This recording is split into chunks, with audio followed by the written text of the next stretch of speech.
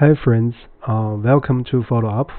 Let's have a look at problem 2789, largest element in an array after merge operations. In this video, we're going to explain a solution based on the following strategy. So we're going to looking from the back, then to the beginning for the array, and in between we're going to use pop operations.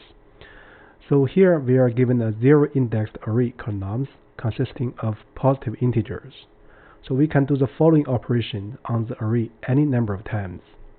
So basically, if we have an index I, and then if we have a nums I less than nums I not less than or equal to nums I plus 1, then we can replace the element nums I plus 1 with the sum, and then we delete the element at index I. So we want to return the value of the largest element that can possibly obtain in the final array. So actually this problem is very easy to digest. For example, here we have a 3, but 9 is larger than 3, so we just can have this 3. So here we have 9. 9 is larger than 7, so we can add them together. We get 16 and drop the 7. So 16 is larger than 3, so we can add them together and drop 3, we get 19. And 19 is larger than 2, so we can add them together, get 21. And then final state will be 21, 3. So this is the first example. In the second example, so here we have 3. So 3 is greater than or equal to this 3, so we can add them together and drop the 3 at index 1. So we're going to have 5 and 6. 6 is larger than 5, so we can add them together, so we get 11 and drop the 5. And the final state of the array will be 11, right? So this is the two examples. So now let's look at the constraints. First, the length is bounded below by 1, which means not empty, and bounded above by 10 to the power of 5. So this number is decently large, right? So the second constraint is on the element range. So it's positive. This is the important for us, and also it's bounded by this large number. Right? That's not very not explicitly used, but it's good to know, right? So with that said, basically we can just transform the digest of the two examples into code format. So here, first we start from the last element, right? So let's see.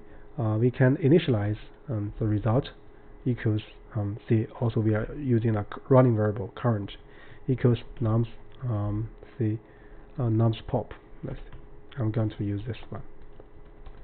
So now this will be the current result. Now we can regard this nums as a stack. Then we can check if the stack element at the top, for example here we have 3, and we want to check this one if it's smaller than or equal to the current number, right? If smaller than or current smaller than or equal to, we can pop that element corresponding to deleting that one and add to the current, right? So this is a representation of the operation, right? So now let's carry out this procedure. So basically, nums. So what we are going to do? So we are going to continue this procedure like here or here. So basically, it's another val block. Val nums and nums -1 is less than or equal to current. So this means that we can delete this one. We can add this one to the current and delete this number. So basically, it's corresponding to do the following: current plus equals increment this one by nums pop, right?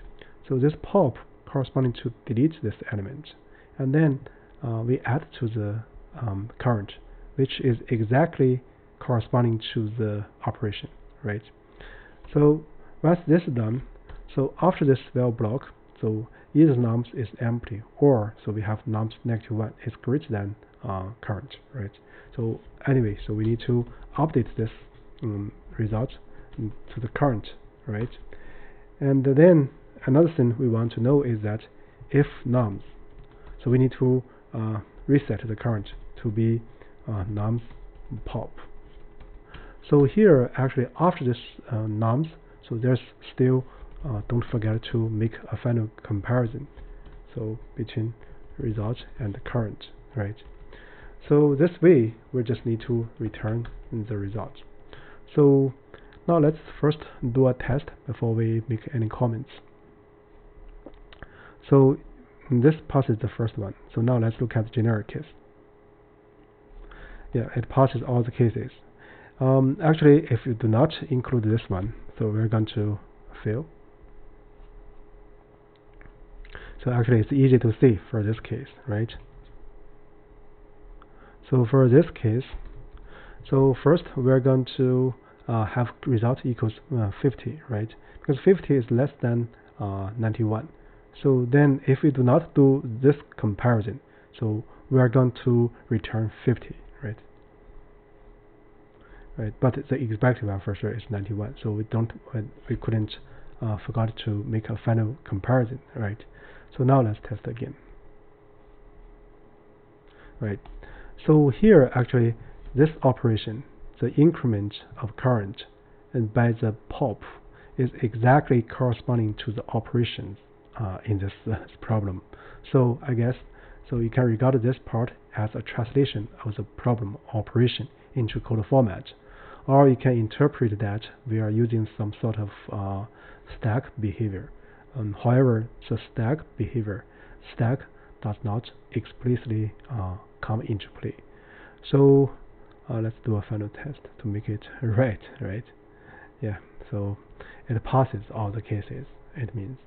So with that said, I guess that's about it for this straightforward problem and this video.